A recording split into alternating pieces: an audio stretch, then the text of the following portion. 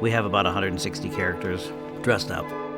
There's characters everywhere. There's 30-something scenes. Around every corner, they don't know what to expect. That's planned into the roller coaster ride that I call it. And it's a wild ride for an hour, not a 3-minute roller coaster, but it's almost an hour to go through. There's a little bit of anticipation, there's a little bit of humor, and then they put you on a wild ride.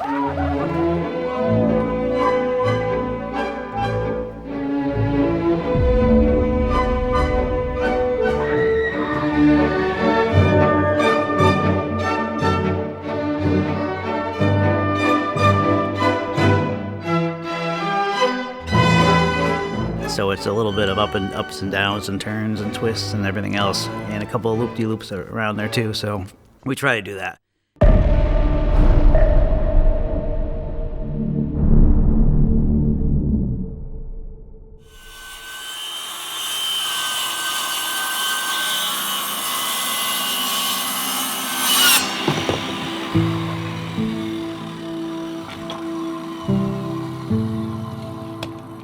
My wife and I and her little brother started in our yard. It wasn't the Trail of Terror yet, but then we had a lot of people attend that Halloween night, and then we just said, let's do something a little bit bigger.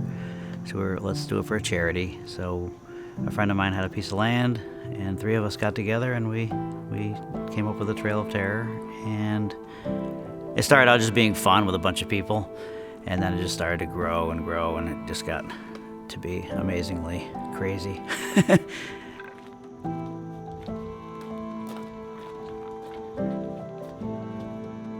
Back in the very beginning, when we first started, we decided to do it for a charity, and we couldn't find a charity to give the money to.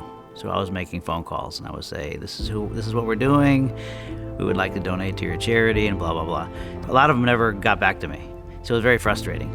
So I'm walking through right before we opened, and the fire marshal was walking through with us because I knew him at the time. He told us, he goes, why don't you go see the Red Cross, Andrea from the Red Cross? And I said, okay. So I went up to her, I went to her office, talked to her, introduced myself, and she just said, yeah, we'll do it. It'd be great.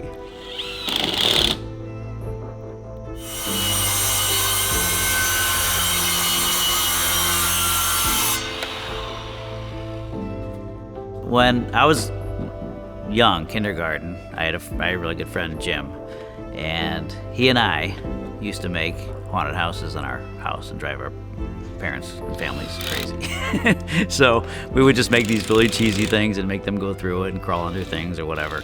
And I was at kindergarten. So through the years, I always had that interest. Halloween is always fun. The fall in New England is just amazing. And so it's just a great time of year. And it was funny because when we started the trail, I didn't talk to Jim for years, and I called him. I said, "Hey, you still into Halloween?" And he goes, "Yeah." So it was just great to rekindle that relationship. So now, and they're here all the time. They're helping us every year still. His wife is there, his kids are there, and they're one of the families that kind of grew up with the trail. So it's been fun to do. It's been fun to create and connect everything together. I told him when the season starts, we have to put that around like a bunch of stuff.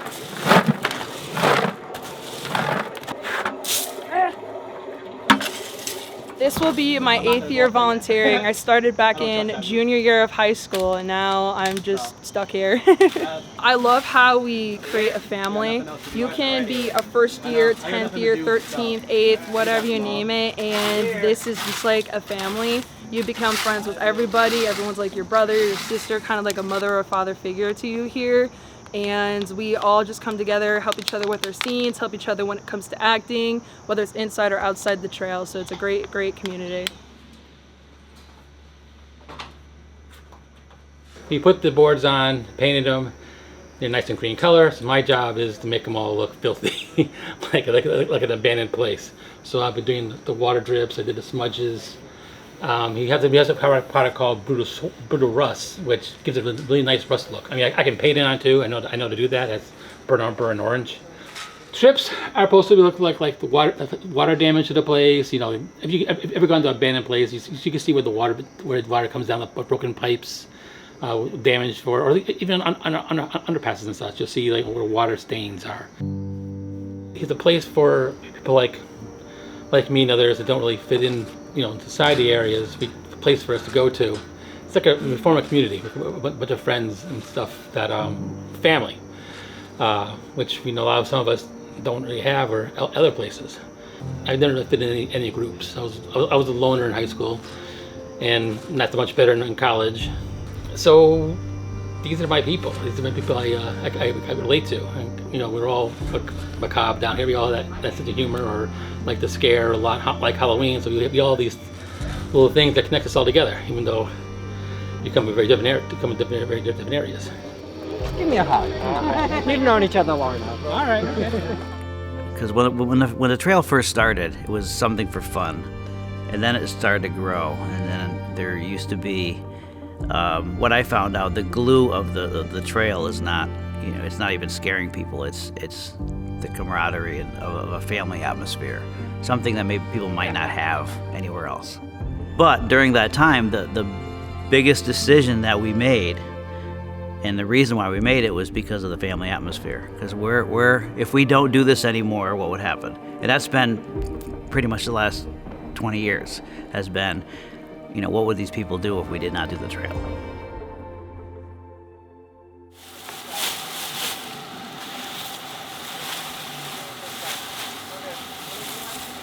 That was it, okay. Alright, well that could work, that looks good. Good job, guys. I love how close I've gotten with everyone here. I started when I was like 11 or 12, so I was young, I was a baby. And I knew absolutely no one here. I volunteered like 2 or 3 times during the season, and I absolutely loved it, so I came back the next year. And then I eventually became a makeup artist doing airbrush. I had the opportunity to become a clown in the clown scene, and I created a character named Bucko the Clown, which has gotten very popular. Everyone knows and loves him. So I just fell in love, made family here, and it's pretty awesome. It's becoming harder and harder. Every year we try to improve, so we never go back. So we change the trail a lot every year, and it's, you know, there's just not enough time in the day to do what we do. 30 years is a long time. I'm hoping I have 10 years left in me. That's the goal. If things don't change in the near future, it might be less, but we'll see. We'll see what happens. Because physically I can't. I mean, I go, and I don't know how long that's gonna last. I'm at Trail of Terror for the very first time. I'm very excited. This is not my first rodeo. I've haunted a little bit before, but never here. I love horror, I love acting, and it's just like a combination of the two. It's the best. This is Mike Alfano. Been with us for a couple of years. Couple years. Since 2009? 2009. So, a while. So, he's one of your area supervisors. All these guys who I'm going to introduce to you now are area supervisors. They'll be in charge of you guys and keeping an eye on you guys, depending on what area you're in. So, Nick. Started in 2008. This is my 17th year. He was 3. I was 13 when I started. 13? Yeah. Oh, I missed a 1. Yeah, missed a 1. You were in the Vortex Lodge. Want to be the scene after that? As like in the morgue? All right, come with me. You're gonna get your costumes here. Okay. From here, you're gonna go to the next step. If you're gonna get makeup done for victims, they're gonna ask you what you are. Okay. Then from there, you're gonna go to the next step, wherever they tell you. Okay. All right, so if you're gonna get makeup, blood, and all that, they'll tell you either going into the bus, or you're gonna go over here to this one, or you're gonna go to somebody in there. Okay? And then from that point, you just go and sit in the back once you're done. What's gonna happen is when you guys are all set, you're gonna hear me out back, and if you're new, you're gonna come to me and I'll find your supervisor. But you're in Silence of the Lambs. I'll be in. I'll most likely I'll be back and I'll get you your supervisor. All right? Thank you. No problem. At night is when things come to life here. The dolls, us, everything changes. As soon as that sun goes down, this is your last safe space you're gonna be. The scary end of it for me is I have to make sure we're at 100%, or at least close to it. We've had people they get to before they even go in the haunt, they're in the line area, and they said, I've had enough. We have a bunch of different soundtracks going on at once, so you hear a lot of noises and screams from the customers being in there, and they say, I'm not going in there.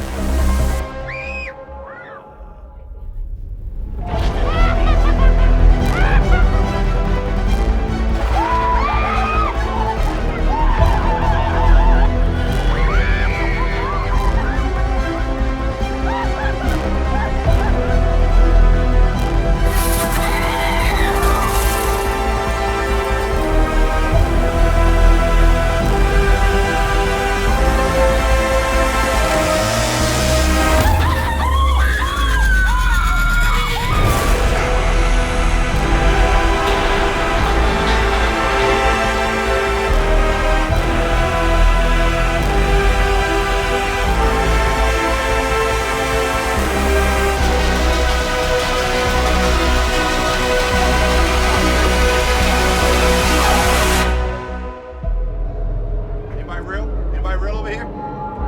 Oh, you mother. Ah! What the? Yeah, why are you looking at me like that? You scaring me. You scaring me. Hello?